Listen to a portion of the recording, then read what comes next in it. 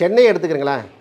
இப்போ சென்னையில் பார்த்தீங்கன்னா 1000 விளக்கு, வேளச்சேரி, விருகம்பாக்கம், வில்லிவாக்கம், தியாகராஜ நகர் முக்கியமான தொகுதிகள். 16 தொகுதி இருக்குது.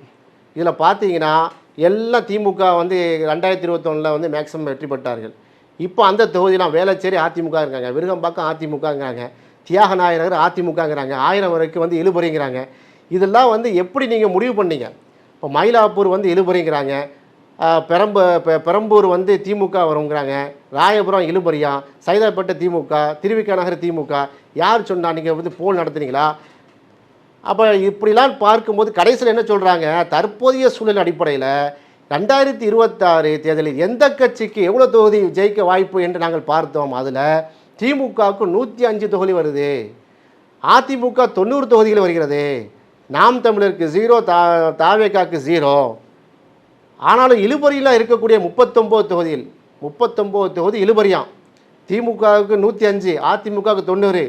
அந்த இழுபறி 39ல் திமுகவுக்கு 25, அதிமுகவுக்கு 14. இப்படி எல்லாம் சொல்லியிருக்கிறார்கள்.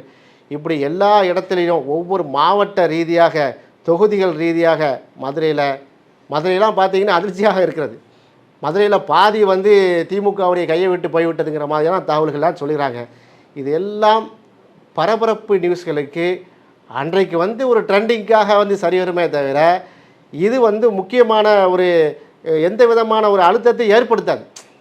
இது சும்மா இந்த வார் ரூம் வைத்துக்கொண்டு என்ன செய்கிறாங்க, இந்த மாதிரியான பரபரப்பு தகவலை சொல்கிறாங்க.